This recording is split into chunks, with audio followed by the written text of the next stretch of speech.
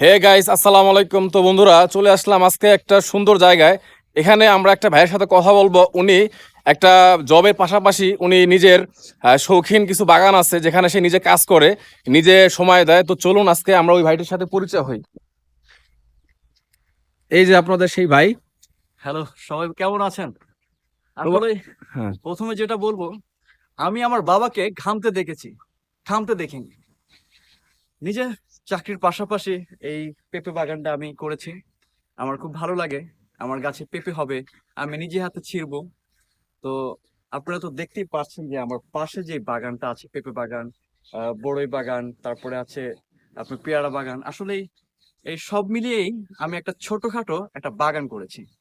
আমাকে এখানে কাজ করতে খুবই ভালো লাগে, কারণ দেখা যাচ্ছে কর্মর পাশাপাশি আমি একটা বাগান তৈরি করেছি। এই বাগান থেকে ফল হবে, সেই ফলটা আমি নিজে ছিঁড়বো, বা আমার যারা কাছের ভাই বাদার আছে তাদেরকে আমি ছিঁড়ে দিব। বিষয়টা আসলে একটু অন্যরকম। আর ধৈর্য রেখে যারা চলে তারা কিন্তু কখনো হারে না। আমি ধৈর্য রেখে কাজ করছি, আমার বাগানটা আস্তে আস্তে বড় হচ্ছে। আমি বিশ্বাস করি এই বাগানে একটা সময় প্রচুর পরিমাণ ফল আসবে। সেই ফল দেখতেও অনেক সুস্বাদু, খেতেও অনেক সুস্বাদু। আমি আসলে বেশি কথা বলবো না।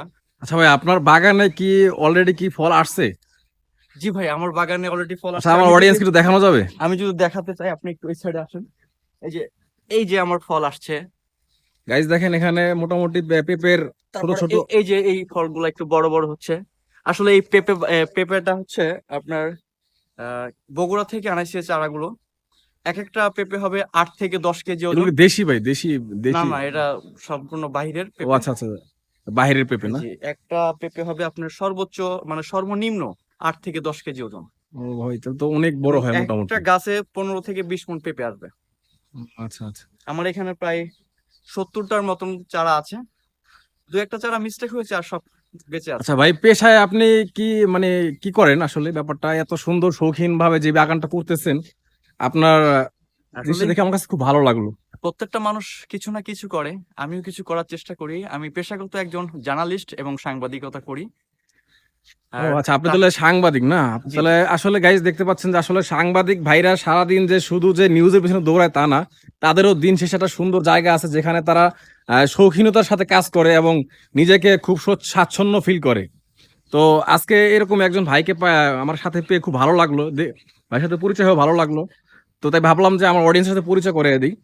তো আসলে অনেকেই ভাবে যে কাজ করতে গেলে কে কি ভাববে। আমি সেটা কিছু মনে করি না। আমার নিজের কাজ আমি নিজে করি। কে কি ভাবলো সেটা আমার দেখার বিষয় না, কারণ আপনার কাজ আপনি যখন করবেন আপনার সফলতা অর্জন করতে পারবেন। অবশ্যই। তো বন্ধুরা, ছোট্ট একটা ব্লগ করলাম। তো সাধারণত আমি ব্লগ করি না, আপনারা ভালো করে জানেন। তো ভাইয়ের সাথে হঠাৎ করে পরিচয়, হঠাৎ করে দেখা, ভাই যে সাংবাদিক সেটা আমি জানতাম না। তো ব্লগের মাধ্যমে পরিচয় হয়ে গেলাম। তো ভাইয়ের সাথে অনেক কথা বললাম, ভালো লাগলো। তো বন্ধুরা, ভিডিওটি ভালো লাগে থাকলে অবশ্যই আমার চ্যানেলটি সাবস্ক্রাইব করে পাশে বেল বাটনটি ক্লিক করে দিবেন। আর অবশ্যই ভাইয়ের জন্য প্রচুর পরিমাণ দোয়া করবেন, যেন সে এরকম ভালো আরো 10টা বাগান করতে পারে।